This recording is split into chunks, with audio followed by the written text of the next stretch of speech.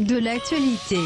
Et Olivier Véran, le ministre de la Santé, qui a donc dévoilé sur son compte Twitter un clip. C'est le clip du gouvernement pour inciter les Français à se faire vacciner. Alors dès le début de la vidéo, on peut voir des enfants courir vers leur grand-mère sans masque, qui les serre dans ses bras pour les embrasser, avec en fond cette chanson. Je reviens te chercher. Je savais que tu m'attendais. Alors cette grand-mère très heureuse de retrouver ses enfants, mais en fait tout ça c'est un rêve puisqu'elle se réveille dans un centre de vaccination. Le clip s'achève avec cette phrase: parce qu'on rêve tous de se retrouver, vaccinons-nous.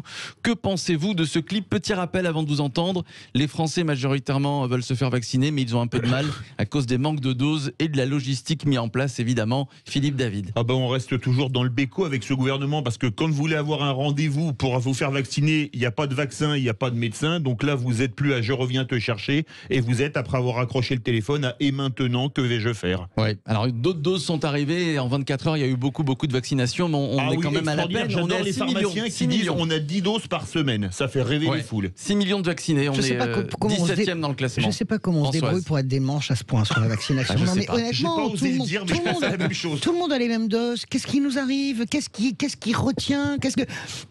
C'est comme pour les tests salivaires. Vous vous rendez compte, par exemple, en Allemagne, vous allez acheter dans les supermarchés vos kits de tests salivaires. Voilà, pour vous auto-contrôler, vous auto-tester. Avant une soirée, par exemple. Avant une soirée, avant d'aller voir vos parents. C'est complètement dingue. Vous avez encore la haute autorité sanitaire française qui est en train encore de lire et de relire l'ensemble des documents pour savoir si ces tests sont conformes. Qu'est-ce qui nous arrive? Qu'est-ce que c'est ce moment complètement grotesque? En plus de ça, vous avez un gouvernement qui passe son temps à dire ça va mieux, ça va bien, ça va mieux, ça va bien, ça va de mieux en mieux, on est de mieux en mieux, on est les plus forts, on est les meilleurs, on est les plus mieux bons, hein. On est les plus mieux bons quand on les écoute. On est d'accord. Les plus mieux bons géniaux.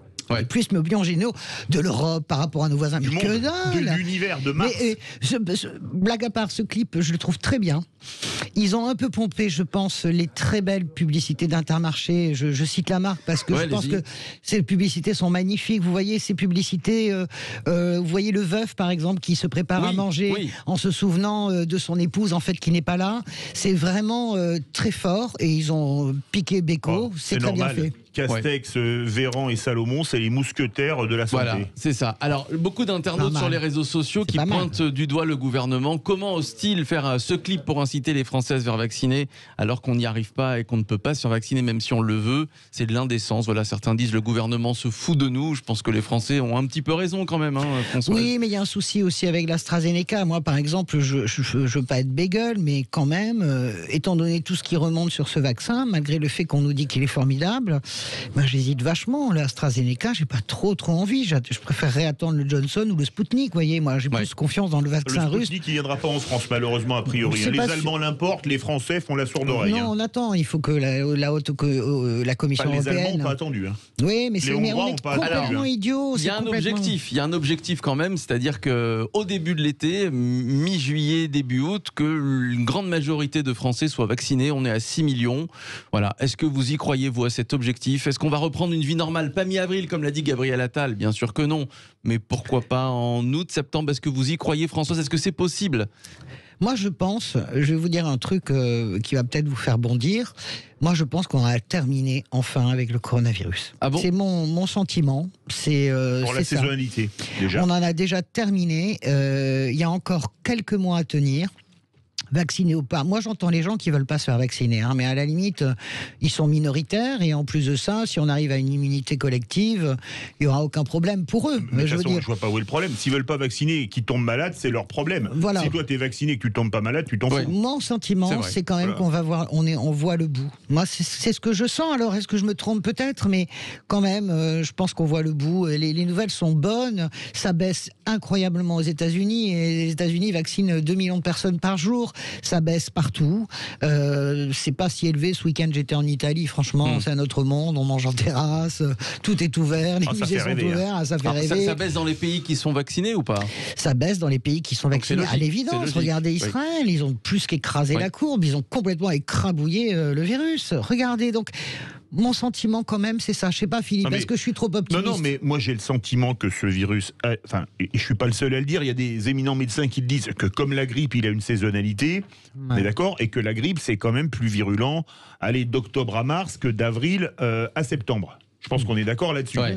Et que donc, si on compte la vaccination massive de la population, plus la saisonnalité du virus et tutti quanti, je suis assez d'accord avec Françoise. Bon, très bien. Écoutez, Je suis très d'accord avec Françoise. On croise les doigts. J'espère. On croise les doigts. Surtout pour nos amis, on pense à nos amis restaurateurs, surtout. Ça fait 1 an, on va fêter les 1 an du confinement la semaine prochaine. Attention, et les boîtes de nuit, les évidemment. restaurateurs, ils ont réouvert un peu entre-temps. Les boîtes de nuit, ils n'ont pas réouvert une fois. Vous avez raison. Vous avez raison. Les restaurateurs, les cinémas, les boîtes de nuit, les compagnies de théâtre, le spectacle vivant. Enfin, compagnie aérienne aussi. Non, mais il y a un sujet quand même. Là, il va y avoir un vrai sujet profond sur pourquoi en Espagne on va à l'Opéra à Madrid, pourquoi à Rome je vais au musée du Vatican, ou bien même aux offices à Florence, et pourquoi il est impossible. Il n'y a pas autant de cas là-bas en Espagne. Et pourquoi ce soir les métros qui vont passer à Porte d'Auteuil ou Porte de Saint-Cloud vont être bondés avec 50 personnes les unes sur les autres et qu'il y aura 0 spectateur au Parc des Princes pour un PSG Barcelone?